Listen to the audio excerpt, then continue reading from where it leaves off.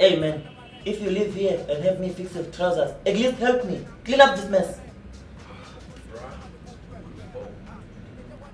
No, Mom. It's just my friend. He slept over.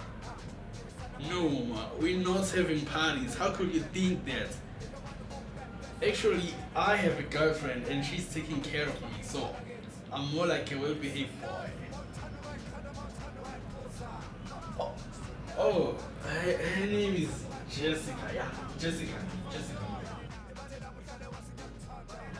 Well, I'm eating well, Mom, and I do clean the room maybe once or twice a week. Yeah.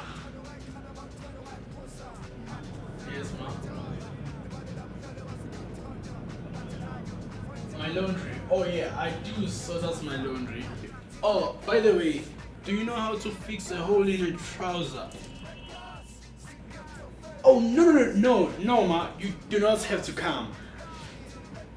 I have a class now. Bye, Mom. Bye. So man, when can I meet this Jessica? Jessica who?